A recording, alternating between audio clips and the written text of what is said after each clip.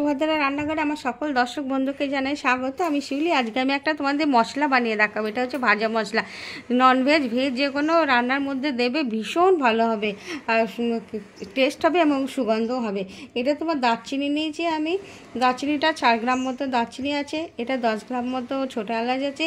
এটা তোমার 6-7 গ্রাম মতো লবঙ্গ আছে। 20টা মতো তোমার শুকনো লঙ্কা আছে। এটা 4টে তেজপাতা আছে। আর এটা 3-4 গ্রাম মতো তোমার এটা গোলমরিচ আছে। আর এটা হচ্ছে জিরে। হ্যাঁ, জিরে রয়েছে তোমার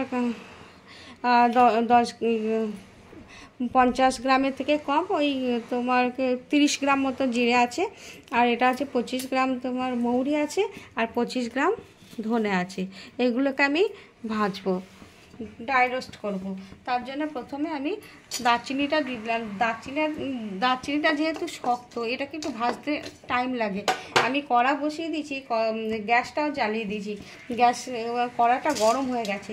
হ্যাঁ, এবার আমি একদম গ্যাসটা লো করে দিয়েছি। প্রথমে কড়াটা গরম করে নিয়েছি, তারপরে গ্যাসটা লো করে দিয়েছি। এবারে আমি প্রথমে এইগুলোকে ভেজে নেবো। এগুলো ভাজতে একটু টাইম লাগে প্রথমে, তারপরে আমি ওইগুলো দেবো। ওটা দিয়ে দিলাম, লবঙ্গ, ছোটো এলাচ, দারচিনি আর শুকনো লঙ্কা, এগুলোকে প্রথমে দিয়েছিলাম। আর তারপরে আমি দিচ্ছি ধনে। হ্যাঁ, ধনেটা দিয়ে দিলাম। এখনই ভারী সুন্দর সুগন্ধ বেরোতে শুরু করে দিয়েছে। এবারে আমি তোমার দেখো তেজপাতাগুলো ছিঁড়ে দিয়ে দিলাম। জিরে, মৌরি সব দেওয়া হয়ে গেছে। গোলমরিচও দেওয়া হয়ে গেছে, সবই দেওয়া হয়ে গেছে। এবারে আমি এগুলোকে ভেজে নেব। দেখো ভারী সুন্দর একটা সুগন্ধ বেরোতে শুরু করে দিয়েছে। ভীষণ কড়া করে কিন্তু ভাজবো না, তাহলে কিন্তু মশলার গন্ধটা নষ্ট হয়ে যাবে। সেই জন্য আমি এবারে গ্যাসটা আমি অফ করে দিলাম, বুঝলে। কড়াটা যেভাবে গরম আছে, এই গরমেই আমার আস্তে আস্তে হয়ে যাবে ভাজাটা। কিন্তু আমি একটু নাড়িয়ে একটু ভেজে নেব আস্তে আস্তে।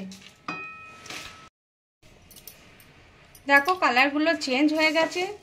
এবারে আমি কিন্তু এটাকে ঠান্ডা করে নেব একটা থালায় ঢেলে। তারপরে মিনিট 5-7 ঠান্ডা করে নিয়ে তারপরে আমি এগুলোকে গুঁড়ো করব।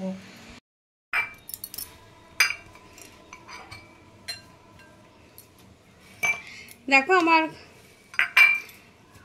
মশলাটা একদম গুঁড়ো করা হয়ে গেছে, রেডি। দেখো অসম্ভব সুন্দর হয়েছে। আর যা সুগন্ধ বেরিয়েছে না, গোটা ভারী মোমো করছে। তোমরা একবার এভাবে বানাবে, আমি যেভাবে বানিয়েছি, তো তখন তোমরা বুঝতে পারবে যে সত্যি করে কীরকম সুগন্ধ। আমি এই যে কাঁচের জারের মধ্যে ভরে রেখে দেবো। এটা এখন 2-3 মাস চলে যাবে, কোনো অসুবিধা হবে না। সুন্দরভাবে আমার সাথে আমার পাশে তোমরা থেকো। আমার দেশ বা দেশের বাইরে যে সকল বন্ধুরা আমার সাথে আছো, তাদেরকে জানাই অসংখ্য অসংখ্য ধন্যবাদ, অনেক অনেক ভালোবাসা, নমস্কার আমার সাথে আমার পাশে থাকার জন্য এবং আমাকে সাপোর্ট করার জন্য।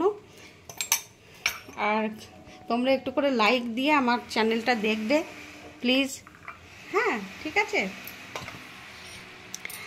তাহলে তোমরা সবাই ভালো থাকবে, সুস্থ থাকবে। আজকের মতো আমি টাটা।